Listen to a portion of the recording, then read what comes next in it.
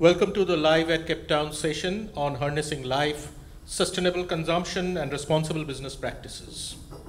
I am Nilanjan Ghosh, and with me there are two panelists, Dr. Ornela Cuci, who happens to be a governing board member at the TEDers Global Network. She also happens to be the former Deputy Minister of Tourism and Environment of Albania, and Mr. Sixit Bhatta, who is the founder and CEO of Tootle. So before I ask certain questions to both the revered panelists, I would like to put across some kind of a context to what life is all about. In fact, this entire statement emerged in the COP26 speech of Indian Prime Minister Modi, where he called for the global community to align their lifestyles with environment. Now the question is, how do we essentially interpret life as such, and how do we align our lifestyle with environment? That remains a big question. On the one hand, this has been interpreted as some form of adaptation or mitigation measures. On the other hand, in fact, there are certain groups which are actually talking of life in the form of retraction from the present ways of living, from the way we look at economic growth. So if this is what the context is all about, my first question is to Ornela. Ornela, how would you interpret life as an academic and a policymaker? Oh, thank you. I can be like an academic person talking about life with philosophy, but I would like to be more soft. So I will share my own experience on this. 12 years ago, with my son, I was going to a kindergarten by bus. And so with my ticket in hand, I was looking for a small bin for my ticket. And my son said, please, ma'am, you can put your ticket everywhere. You have in front of you a big bin, garbage bin called Albania. And so the next day, I applied to change my PhD thesis from flora and fauna to the waste management. And 5 years later, I found myself talking about my thesis on the government. Exactly. So life is about decisions. And if you are doing the right decisions, you can be in the right place talking about your decisions and your good decisions. And how academians, they are related to the government. So I deeply believe that we are doing our research not for taking some diplomas and taking these diplomas on our pockets, but for our countries. If our research, they are not contributing to our countries, we are doing nothing. We are just taking our diplomas and maybe a good places on the academian institutions. It's just this, but this is not our work. We are not teachers. We are academians. We must have a voice on the community and not only on the policy making. Without academians and strong researchers, the policy making are doing wrong. And we are seeing this everywhere. And so this is about decisions, and this is the right decisions to contribute for the life of your country. So Sixit, being an entrepreneur in the domain of digital finance, you have also been involved with the gig economy. In fact, you have been one of the proponents of gig economy in Nepal. How do you really feel that a South Asian nation like Nepal interprets life as also in the context of business? Nilanjan, I was in Helsinki in 2017 in an event called Slush. Al Gore was the keynote speaker, and after his speeches, him along with Prince William and other dignitaries, they were served lunch, and I was in the queue too. So basically the salmon soup in Finland, right? And as we were queuing up, the food was served in a plate made out of dried leaves. And I overheard the dignitaries saying, oh, look at this is so much sustainable. And then it went to my mind that those things have been in our practice for centuries, isn't it? So when you talk about life from the context of Nepal and India and South Asian perspectives, the way we see societies, it's based on family and community as the unit of society.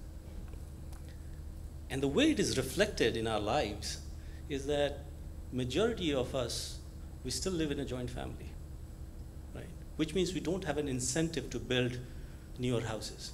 We have a family car, and when we say a family car, it means a family car for our parents and our children to go from point A to point B. So I think the concept of life and sustainability is inbuilt into our culture. And it is the same that is reflected through G20 as well. When we talk about Vasudhaiva Kutumbakam, one world as a family, I think it has a deeper meaning. And the deeper meaning is that we treat our family as the unit of society, not as we as individuals, as the unit of society that is treated in the West, where you talk about life, liberty, and the pursuit of happiness, right? Because there it is my individual life, and individual pursuit of happiness. And what that has done is that if you look at the West, the average size of a car has increased from 1 ton to 2 tons. We have a deeper fascination for SUVs. We have a deeper fascination for latest iPhones, even though the iPhone 11 works perfectly fine, right? So I think if we look at the driving questions that we need to answer as to how the global South needs to keep up with the pace of economic development of the North, I think it has to be how the global North looks at the global South for their sustainable living. So I think we need to reverse the equation here. So that is what I feel about life. That's really interesting, a very different way of looking at things. We have to change the entire lens of looking at human life, human progress, rather than looking at it from a reductionist perspective of economic growth only. And that's the Occidental way of defining things. I completely appreciate that. Now, given this, Ornela, because you have been the Minister of Environment as well, how would you interpret this entire notion, lifestyle for environment? When PM Modi just put this across as a statement, it's not that we have very set canons or set principles as far as life or lifestyle for environment is concerned. Would you like to interpret this as one of the SDGs, like SDG on sustainable production and responsible consumption, responsible production and consumption? Or is this related to adaptation? Or is this related to mitigation? So I have been for 5 years Deputy Minister responsible for environment. And also I was representing my country on the EU for the Chapter 27, on the directives of EU for the Chapter 27, which is the chapter for environment and climate change. And I think that we are a over-planned country. So we are planning to plan to not be implemented ever. So when I was talking about climate change, we are the most attacked country in all Europe in the last 20 years from the World Bank researches. And we are working a lot about the mitigation. So we are just paying the risks of our floods and nothing else. If we are not working on the adaptation phases, we are not working on the prevention of these floods, we can do nothing about the next years. And not only about policies and not only about planification, but how to engage people on this and how to how to be aware what we are risking for climate change in my country. Otherwise, we are just doing policies, we are just transposing the European legislation into the Albanian reality, and it's far away from our reality, for sure. And so we are expending money a lot for planification, for strategies, for transposing legislation, and for implementation. We are still the most attacked country from climate change in the last 20 years, and it will be the same for the next 20 years. So your interpretation of life will be an all-encompassing principle or a guiding force which is going to subsume adaptation, mitigation, responsible consumption, sustainable production processes, sustainable value chains, and everything, right? If we are not being aware that our agriculture system, it's based on the farmers and not on the policies that we are making, nothing will happen. So we will have to manage the risk every 2 years. We will have floods every 2 years, for sure. Sixit, on the same note, business sustainability and life, because it talks about sustainable production processes, I presume, and that's what the theme today is all about. So how would you look at this? Look, Nilanjan, I think there are three ways of looking at it. Let me break it down, right? Look, when you book a flight from, say, Cape Town to Kolkata, and if you look at some booking sites, the direct flights are going to cost you more than the indirect ones, where you have long layovers are going to cost you less. The layovers are so long that you might just need a permanent residency in those places, right? And they're going to come cheaper. But if you look at the energy cost of the layover flights, it is higher, isn't it? The direct flights with less landings, it consumes less carbon, and energy is the universal currency, right? So with the mass consumerism and mass advertisement and the way economy is driven, the algorithms are biased against sustainable consumption. It makes more sense to have a direct flight to be cheaper, isn't it? Right? There's no reason why you need to buy an iPhone 15. It's just the sense of deprivation. So we need to counter these biases with behavioral changes. That's the first thing, right? How do we change the behavior, and how to counter these biases with some newer algorithms or some strict controls. And this is where India's DPI comes into place, right? So tomorrow, if we have a digital public infrastructure, on top of which we do things like ticketing and all, that infrastructure could also hold an algorithmic audit that would change the behavior towards more sustainable consumption. So, which means that the direct flights, because they are paying less for the landing charges, or they're carrying more passengers per seat or per kilo of fuel, should cost less. So there's more control, right? So that's the first thing. On the innovation side, what we need to believe is, and do is, we need to treat energy as the universal currency, which means that when we have more sharing, when we innovate, so for example, when I started the gig economy, the whole idea was there were thousands of motorbikes, and I would see 8 out of 10 motorbikes going from point A to point B with a single rider. Now, and if you look at the cabs, there would be 8 out of 10 cabs that will only have one passenger. So there was a mismatch of demand and supply. I didn't do any of our rocketry. It was not a rocket science. What we did was we used that spare capacity on a motorbike, which was never used before.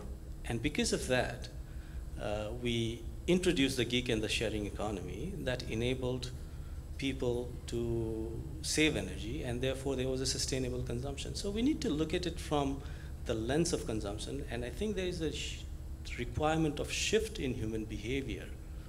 We need to introduce these nudges to have sustainable consumption. The business practices do have a level of sustainability. It's just that how the behavior can be shifted towards these kind of consumptions.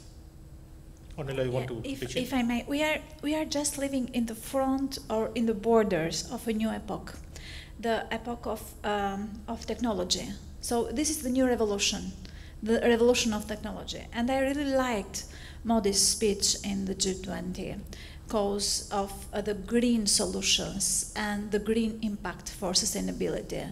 And this is the way how India can export the way of living, the vegetarian living, if you want, everything that it's coming close to the land and to this kind of lifestyle, and it will be great.